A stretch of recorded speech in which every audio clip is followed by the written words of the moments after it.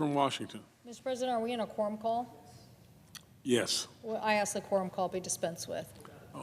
without objection. Thank you, Mr. President. I come here today to urge my colleagues to vote no on the nomination of Mark Meador to be the FTC commissioner. But before I do that, I did want to take a moment, Mr. President, and talk about today's actions that happened when the President created a 90-day pause on the tariffs, taking the temperature down a bit.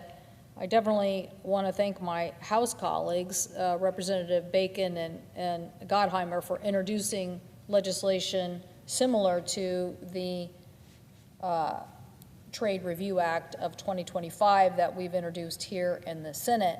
And while we've seen America on a roller coaster the last couple of days, I think it also is a reminder that we need to continue to play this oversight role. If you want to have the ability not to have the roller coaster ride we've been on, the best way to do that is to make sure that Congress continues to play a role in this very important policy. So I appreciate all my colleagues and appreciate my House colleagues for their leadership. I wanted to take a minute to talk about why consumers depend on the FTC, obviously to protect them from scams and fraud, to make sure that markets are fair and competitive. And every day the FTC stands up for the American consumer by dealing with anti-competitive problems like the grocery mergers that we saw, which were a big issue in the state of Washington. Those grocery mergers would have increased grocery prices.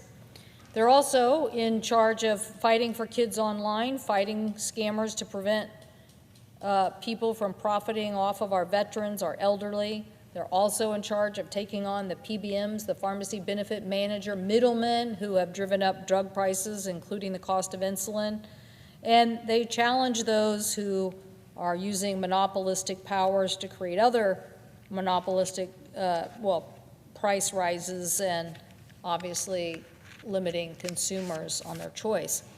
So Congress created the FTC 100 years ago to be that body of bipartisan experts, people who can create and operate independent from the whims of a president. A Congress that can answer to us by making sure that they are independent, and this is why this nomination has become so important. The independent bipartisan structure of the agency ensures that all viewpoints in making a decision, not just those of the President of the United States, are heard. And it means that as these commissioners work over time, they gain expertise in the issues of the day before the FTC. 90 years ago, the Supreme Court upheld the constitutionality of the law that affirmed that the FTC commissioners should be protected and removed only for cause. Since that ruling, the FTC has flourished as a consumer protection watchdog and independent of the influence of the president until now. On March 18, 2025, President Trump illegally fired the Democratic commissioners, Rebecca Slaughter and Alvaro Bedoya, from the FTC Commission, leaving the commission with only Republican commissioners and destroying the agency's longstanding independence. It's clear that this administration doesn't want the watchdog that I would like to see protecting consumers. If he wants a merger to be approved or if he wants investigations to be dropped, then you can threaten to fire commissioners if they vote against your will.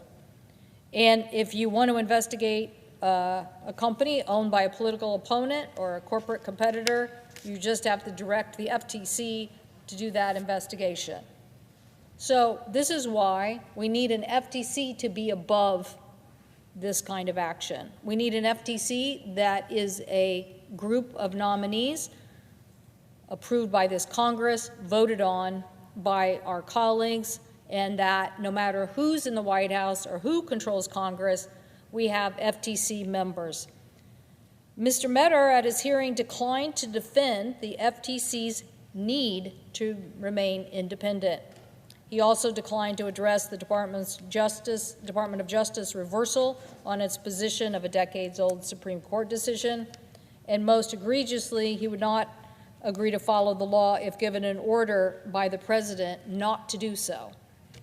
So, at a time when consumer demands are high, at a time when prices are high, at a time when we need to continue to fight uncertainty and deliver predictability, I want to make sure that we have an FTC that is working to protect consumers. We need someone who will be focused on helping to protect Americans' unfair practices and stop fraudsters, not someone who thinks that these are things that can be passed on. I hope my colleagues will join me in voting no on Mr. Metter's confirmation, and I hope that my colleagues will understand how important it is to have an independent FTC commission. I thank the President, and I yield the floor. The clerk will call the roll. Ms. Alsobrooks.